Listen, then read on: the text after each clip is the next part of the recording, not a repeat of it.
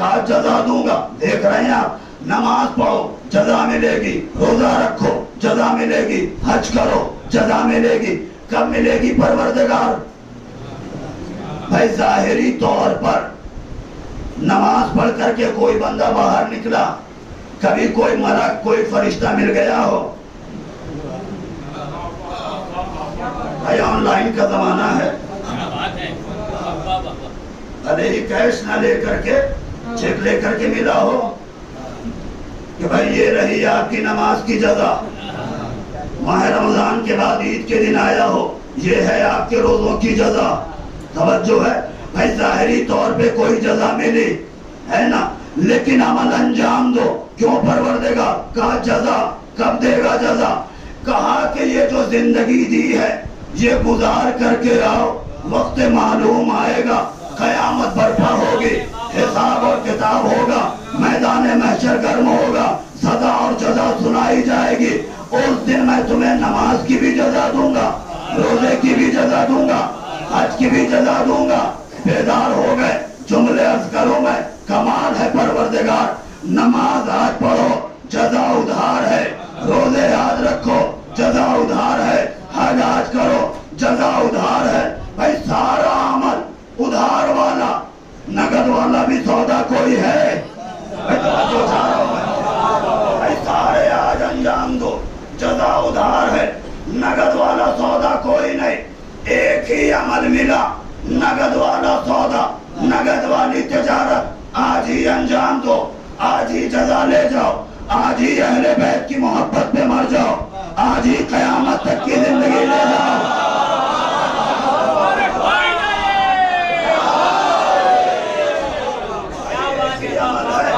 آج ہی انجام دو, آج ہی قیامت تک کی زندگی لے جاؤ. تو کمال ہے, جو ادھار والا سودا ہے اس کی طرف ساری دنیا دوڑ رہی ہے, جو نگد والا سودا ہے ادھر کوئی آنے کو تیار. صلوات پڑھ دے محمد والا.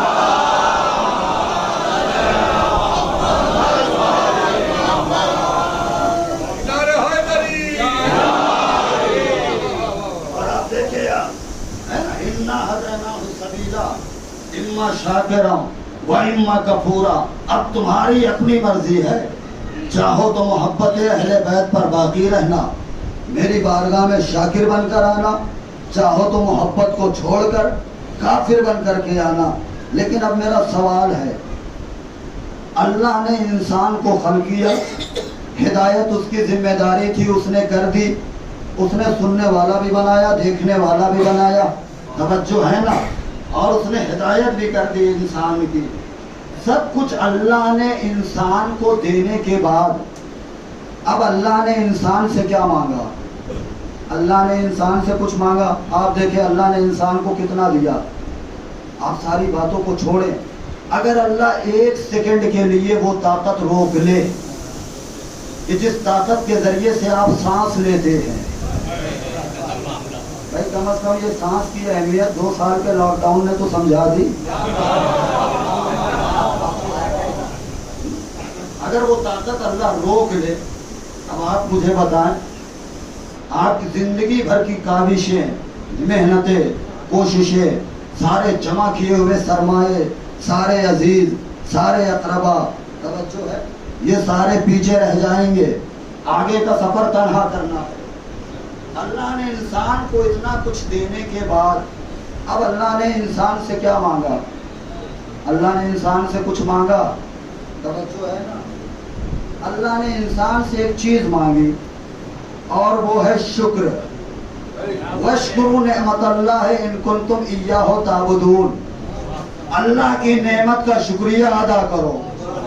اگر تم نے اسے پہچان لیا, اس کی عبادت کرتے ہو, تو اللہ کی نعمت کا شکریہ ادا کرو. دیکھیں آپ اللہ جانے کہاں تک پذیرائی کریں گے.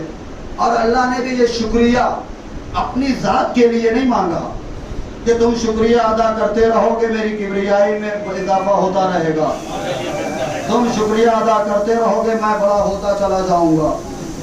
اللہ نے یہ جو شکریہ ادا مانگا ہے نا کہ میرا شکر ادا کرو, یہ بھی اللہ نے انسان کے فائدے کے لیے, جو ہے نا, لئن شکرتم لازیدنکم، اگرچہ تم میرا شکریہ ادا کرو گے میں تمہارے رزق میں اضافہ کروں گا، میں تمہاری نعمتوں میں اضافہ کروں گا۔ توجہ ہے نا، تم میرا شکریہ ادا کرو میں تمہارے رزق میں اضافہ ادا کروں گا۔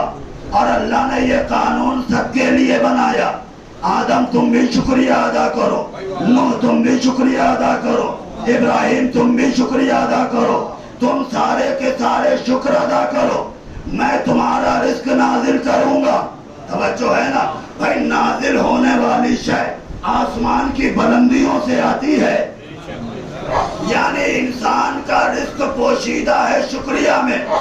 انسان شکریہ ادا کرے، آسمان میں رزق کا باب کھلے، رزق کا نزول ہو، آدم شکریہ ادا کرے۔ توجہ ہے نا، آدم کے رزق میں اضافہ، نوح شکریہ ادا کرے، نوح کے رزق میں اضافہ۔ تو اللہ نے یہ قانون بنایا، توجہ چاہ رہا ہوں میں، یہاں سے شکریہ وہاں جائے گا، وہاں سے رزق آئے گا۔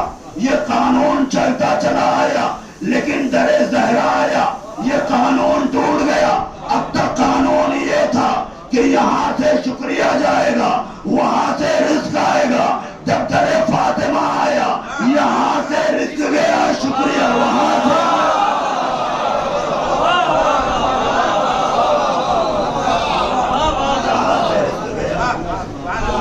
شکریہ آیا اور کمال ہے، توجہ ہے نا، وَجَزَاهُمْ بِمَا صَبَرُوا جَنَّةً وَحَرِيرًا۔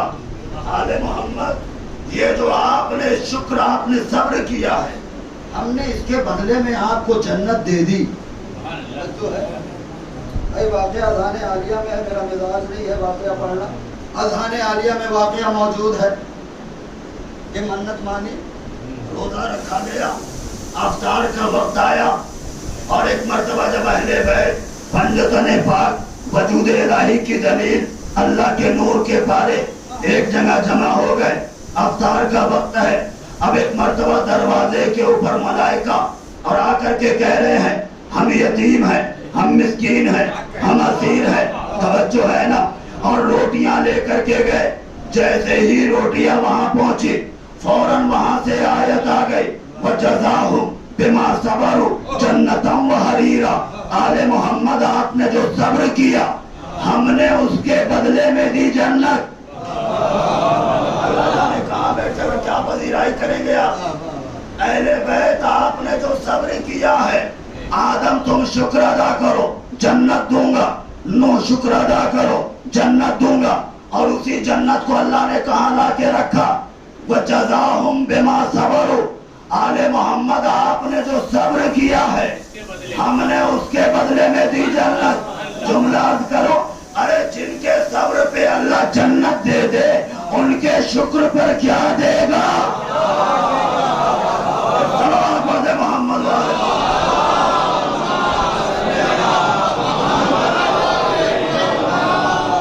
وَجَزَاهُمْ بِمَا صَبَرُوا جَنَّةً وَحَرِيرًا۔ آل محمد، آپ نے جو صبر کیا اور آپ نے کبھی غور ہی نہیں کیا، کمال ہے بھائی۔ اللہ نے جنت دی، کس چیز کے بدلے دی؟ روٹیوں کے بدلے دی۔ توجہ ہے، روٹیوں کے بدلے۔ پروردگار کسی اور مرحلے کے اوپر سند دے دیتا، کسی اور مرحلے پہ سرٹیفکیٹ دے دیتا، جنگ احد کے بعد دے دیتا، سارے چلے گئے، علی تنہا ٹوٹا ہوا نیزہ لیے کھڑے رہے۔ اچھا، یہ بھی بڑی کمال کی بات ہے، آگے تو عرض کرتا چلو، سارے چلے گئے، تنہا علی رہے۔ اصل میں ہوا کیا تھا؟ جنگ ہو رہی ہے، اور ایک مرتبہ حضرت شیطان نے دیکھا۔ جب آپ ہر غیرے غیرے کے لیے دعا مانگ سکتے ہیں، توجہ ہے، وہ تو پھر بھی بیچارہ چھوٹا شیطان ہے۔ اس نے دیکھا بھائی میرا مشن کامیاب نہیں ہو رہا ہے، اب اس نے ایک چال چلی۔ اس نے دیکھا گھماسان جنگ ہو رہی ہے، تلواریں چل رہی ہیں، محب رسول لگے ہوئے ہیں۔ اب اس نے ایک چال چلی، ایک مرتبہ فضا میں بلند ہو کر ایک آواز بلند کی، کہنے لگا قد قتل محمد، محمد قتل کر دیے گئے۔ جو ہے نا، جیسے ہی آواز بلند ہوئی، اصل میں رسول کی طرف ایک کافر نے ایک پتھر اچھالا، کافر پتھر آ کر کے رسول کے دندان مبارک پہ لگا، آپ کا دانت آدھا شہید ہو گیا، اسے مل گیا موقع، اس نے آواز بلند کی، کہنے لگا قد قتل محمد قتل کر دیے گئے، سارے نبی کو چھوڑ کر کے چلے گئے۔ توجہ ہے نا؟ جیسے ہی اس نے آواز بلند کی، ادھر ایک اور آواز بلند ہوئی کہ ھذا محمد حی، محمد زندہ ہے۔ توجہ ہے نا؟ یہ آواز کس نے بلند کی؟ یہ آواز بلند کی ہے علی نے۔ توجہ چاہ رہا ہوں میں، شیطان نے آواز بلند کی، سنا، سننے کے بعد سے فرار کرنے والے جن کا نصیبہ تھا فوراً چھوڑ کر کے چلے گئے، اور ایک مرتبہ علی مجمع کو چیرتے پھاڑتے ٹوٹا ہوا نیزہ ہاتھ میں اس گودال میں پہنچے مٹی کے جہاں رسول ہے، ایک مرتبہ نبی کو اٹھایا، آواز دی ھذا محمد حی، یہ نب محمد ہے، دیکھو زندہ ہے۔ توجہ ہے، نتیجہ عرض کر دوں میں، لوگ گئے تھے نبی کے ساتھ جنگ کرنے کے لیے، لیکن سماعت مرکوز تھی شیطان کی آواز پہ۔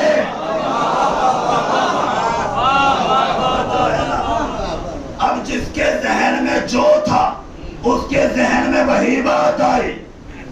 اب ایک جملہ عرض کروں میں، اب آج یہ بڑی بڑی داڑیاں، آنکھوں میں لگے ہوئے سرمے، لمبے کرتے اونچے پیجامے دیکھ کر کے ایمان نہ لے آئیے گا جب تک کہ ان کے نفسوں میں گھس کر کے علی نہ تلاش کر لے۔ ھذا محمد حی، دیکھو یہ محمد ہے، یہ زندہ ہے۔ نبی نے فرمایا کمال ہے یا علی، سارے چلے گئے، تم کیوں نہیں گئے؟ علی نے بھی کیا جواب دیا؟ اکفر بعد الایمان، کیا میں ایمان لانے کے بعد سے کافر ہو جاتا؟ یعنی اسی میدان میں اسی لمحے علی نے فیصلہ کر دیا کہ نبی کو اگر ایک لمحے کے لیے بھی چھوڑ کر کے چلے گئے تو کافر ہو جائیں گے۔ اب تاریخ کے دامن میں تلاش کرے کس نے نبی کو کب کہاں چھوڑا۔ صلوات پڑھتے محمد۔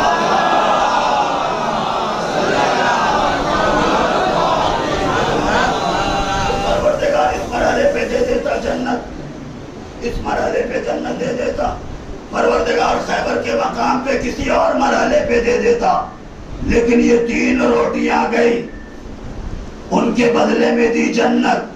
کہا تم نے غور نہیں کیا، ہم نے 3 روٹیوں کے بدلے، ان 3 دنوں کی روٹیوں کے بدلے جنت دے کر کے علی کے چاہنے والوں کی عزت محفوظ کر لی۔ کمال صاحب، وہ روٹیوں کا جانا، وہ وہاں سے شکریہ آنا، اور اس سے چاہنے والوں کی عزت سے کیا مطلب ہے؟ آپ اٹھا کر کے دیکھ لیں، اب تو جنت بڑی سستی ہو گئی، کھجورے بانٹو جنت ملیں گی، سرما لگاؤ جنت ملیں گی۔ کمال ہے، وارث کو چھوڑ کر میراث پہ قبضہ، مالک کو چھوڑ کر ملکیت میں جانے کی خواہش بڑی سستی ہو گئی۔ لیکن یہ قرآن ہے، اس نے بھی جکڑ کر کے رکھا۔ کہاں رکھا اللہ نے جنت کو؟ اہل بیت آپ نے جو روٹیاں دی ہے نا، میں نے ان کے بدلے میں دی ہے جنت، اب آج سے مالک جنت ہو تم۔ توجہ ہے نا؟ اب اگر کوئی سارے کے سارے جنت میں چلے بھی جائیں، جنت تک چلے بھی جائیں، ساری انسانیت شرمندہ ہو جائے سوائے علی والوں کے، بھائی وجہ کیا ہے؟ وجہ یہ ہے کہ وہ گندم، وہ جو علی لے کر کے آئے، لا کر کے فاطمہ زہرا صلوات اللہ علیہا کو دیا۔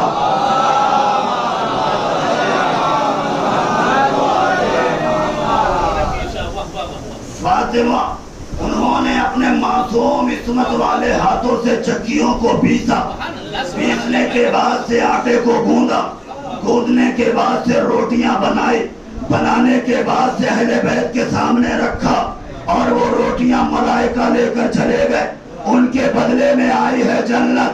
اب یہ سارے کے سارے جنت میں جانے کی خواہش، اگر پہنچ بھی گئے نا دروازے تک، رضوان جنت گریبان پکڑ لے گا اور کہے گا شرم نہیں آتی اس جنت میں آ رہے ہو جسے تمہارے باپ آدم نے گیہوں کے بدلے میں بیچ دیا تھا. ساری انسانیت شرمندہ ہو جائے گی سوائے علی والوں کے. فوراً پلٹ کر جواب دیں گے اس جنت میں نہیں آ رہے ہیں جسے آدم نے گیہوں کے بدلے میں بیچا تھا. اس جنت میں آئے ہیں جسے علی نے جو کے بدلے میں خرید لیا. صلوات پڑھے محمد.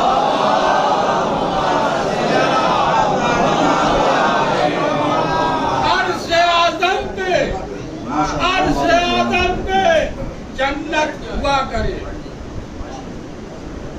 عرش آدم پہ جنت ہوا کرے. جنت یہاں بڑھتی ہے عزا خانوں میں. جنت یہاں بڑھتی ہے عزا خانوں میں. واہ واہ واہ.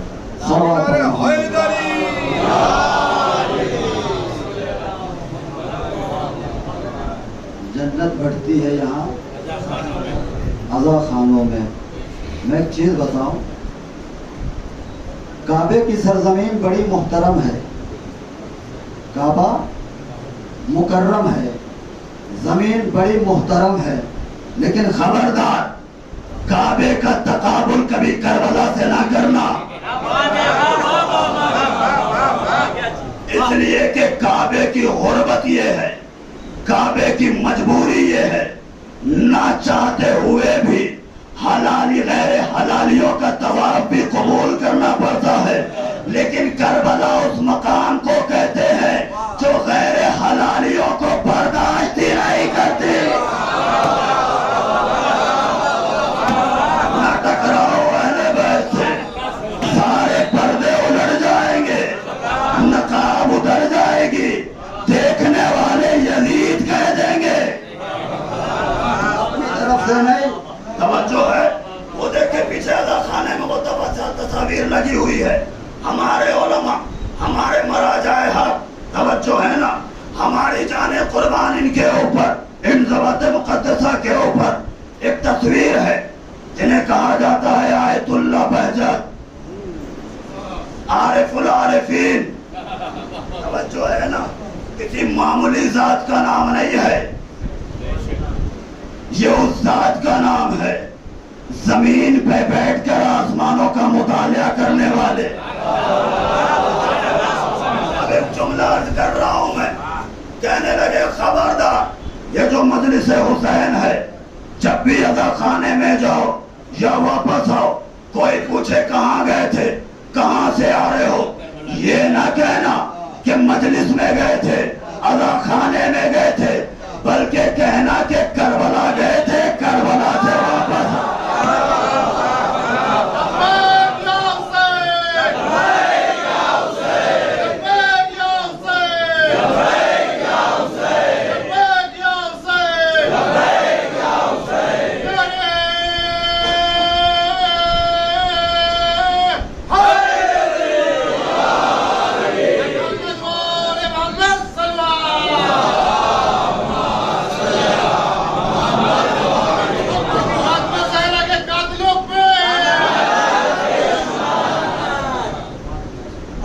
اس دروازے سے جنت نہیں چاہیے, جائے کہیں اور تلاش کر لے, مل جائے تو مجھے بھی بتائیں.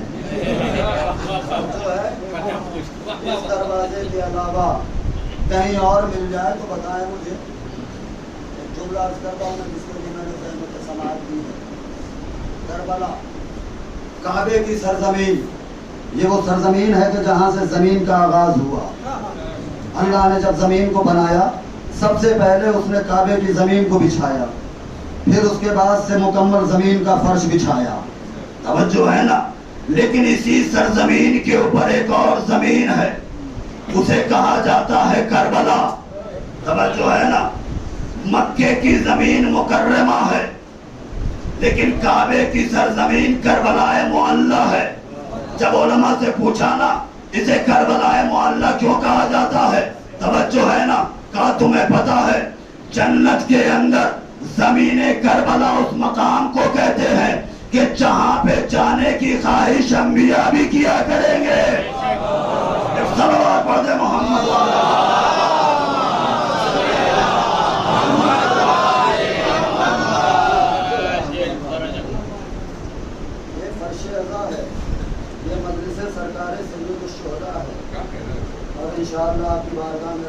مسلسل عرض کرتا رہوں گا کہ یہ فرش عزا توجہ ہے، دنیا پیدا ہوئی ہے دنیا کے لیے، ہم خلق ہوئے ہیں عزائے حسین کے لیے۔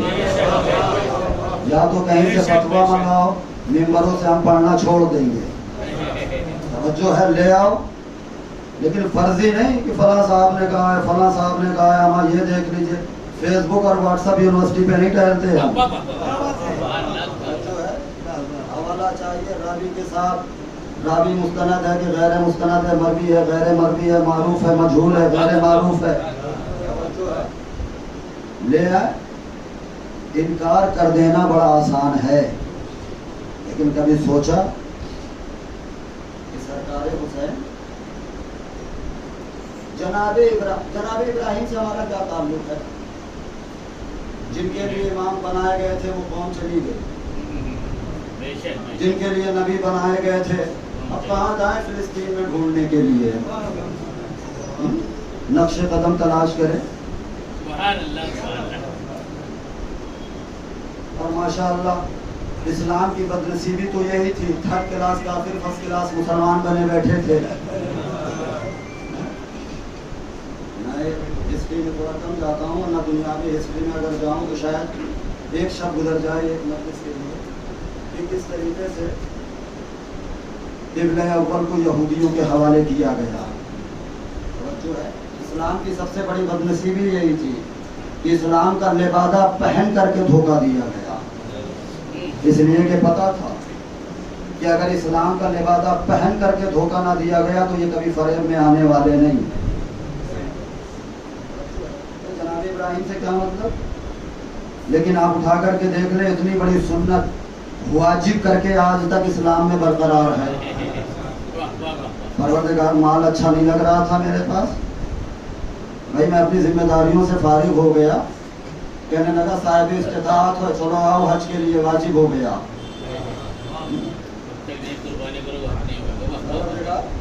جناب ابراہیم کی سنت، جناب اسماعیل، جناب حاجرہ، کہا کہ ہاں اس لیے کہ یہ قربانی دی ہے، میں نے واجب اسی لیے کیا ہے تاکہ صبح قیامت تک تمہارے ذہنوں میں رہے، فراموش نہ کرنے کو۔ اور کیا کہا تھا اللہ نے سورہ صافات میں؟ وَفَدَيْنَاهُ بِذِبْحٍ عَظِيمٍ، ہم نے اسے ذبح عظیم سے بدل دیا۔ پروردگار جناب ابراہیم 128 برس کے، حاجرہ 90 برس کی، اور جس وقت ابراہیم لے کر کے آئے ہیں 97 برس کی عمر ہے جناب حاجرہ کی، جناب اسماعیل 7 برس کے ہیں، اور تو کہہ رہا ہے کہ اپنے بیٹے کو ذبح کرو میرے راہ میں۔ اور کمال ہے پروردگار، وہ تیری راہ میں ذبح کرنے کے لیے لے آیا، اور اس حد تک آیا کہ اس نے اس کے گلے پہ چھری چلائی، اگر نہ چلائی ہوتی تو اس کے گلے پہ وہ نشان کہاں سے آتا جسے دیکھ کر ماں بے ہوش ہو گئی۔ یعنی چھری اتنے قریب ہے کہ گلے پہ نشان آ گیا، ماں بیٹے کے لیے تیار ذبح کرنے کے لیے، باپ ذبح کرنے چھری چلانے کے لیے تیار، بیٹا ذبح ہونے کے لیے تیار، پھر بھی تو کہہ رہا ہے وَفَدَيْنَاهُ بِذِبْحٍ عَظِيمٍ، میں نے اسے ذبح عظیم سے بدل دیا۔ پروردگار یہ ذبح عظیم نہیں، یہ عظیم امتحان نہیں، کہا دیکھنا ہے نا، یہیں ٹھہرو، نگاہیں کربلا کی طرف رکھنا، یہ دیکھو ابراہیم اس کے ہاتھ کانپ رہے ہیں، وہاں حسین دیکھنا اس کے ہاتھ کانپیں گے نہیں، یہاں آنکھوں پہ پٹی، وہاں دیکھنا آنکھوں پہ پٹی نہیں ہوگی، یہاں 7 سال کا ہے، وہاں پہ ہم شکل پیغمبر ہوگا۔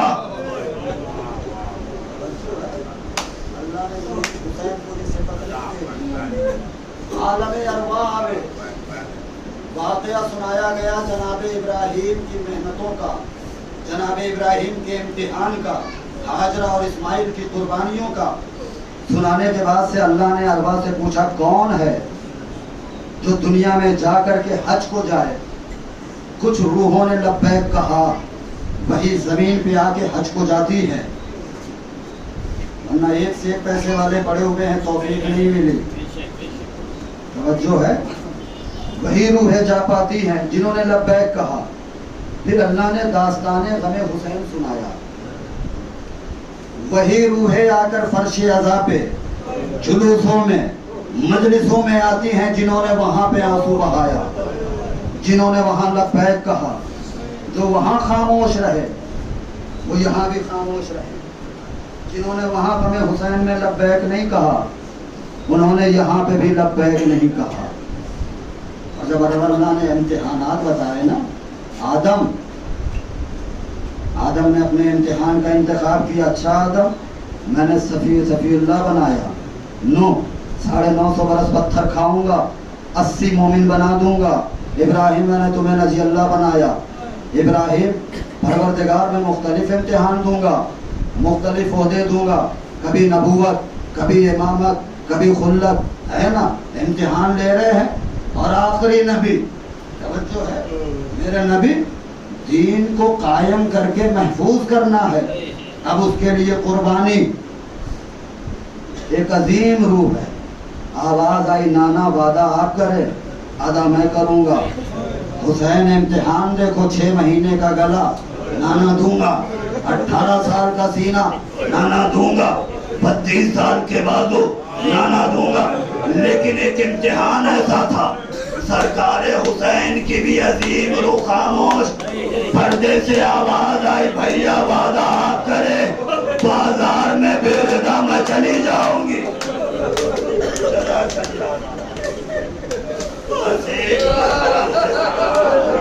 اللہ ان آوازوں پہ رحمت نازل کرے.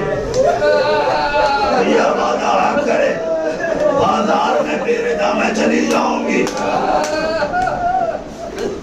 ادھر حسین عاشور خط, سید سجاد زینب کا امتحان مجھے نہیں پتا, لیکن کسی عارف مقتل عالم مقتل کا جملہ ہوگا یہ, جس نے مقتل کو پہچانا ہے. بڑا عجیب جملہ کہا آزادارو, ماتم کرنے والوں, یہ جو شام کا بازار سنتے ہو نا, یہ زینب کے لیے شام کا بازار نہیں ہے, بلکہ یہ اس کی قتل گاہ ہے.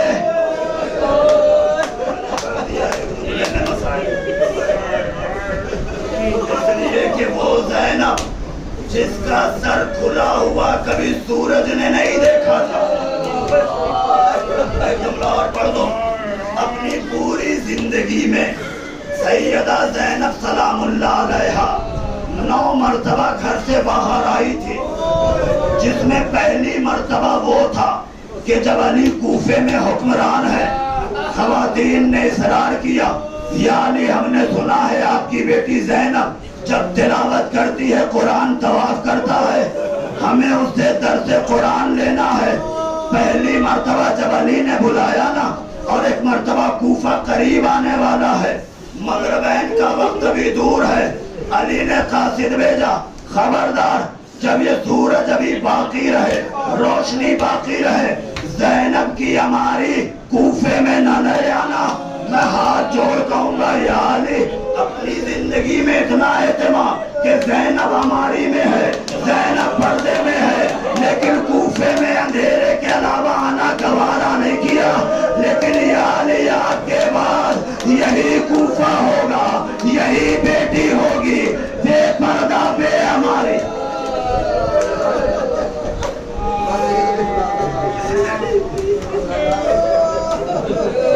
کوفہ گزر گیا. کوفہ سید سجاد علیہ السلام نے زندگی بھر جب بھی نوحہ کیا, ماتم کیا نا, بس ایک جملہ کہتے تھے, ہائے شام شام. پوچھنے والے نے پوچھا مولا مجھے بتائیں, سارے عزیز اور اقارب تو کربلا میں شہید ہوئے, مولا آپ نے دیکھا, مولا شام غریبہ کا منظر دیکھا, مولا بازار کوفہ آیا, مولا آپ کی پھپھیاں بے ردا تھی, ہاتھ پتے پشت بندھے ہوئے تھے, بے کجابہ اونٹوں پہ تھی, وہاں بھی مجمع تماشائیوں کا تھا, لیکن مولا مجھے اتنا بتا دے شام میں بھی یہی تھا. پھر آپ یہ شام کہہ کر کے روتے ہیں. سجاد فرماتے ہیں شام میں کچھ مرحلے ایسے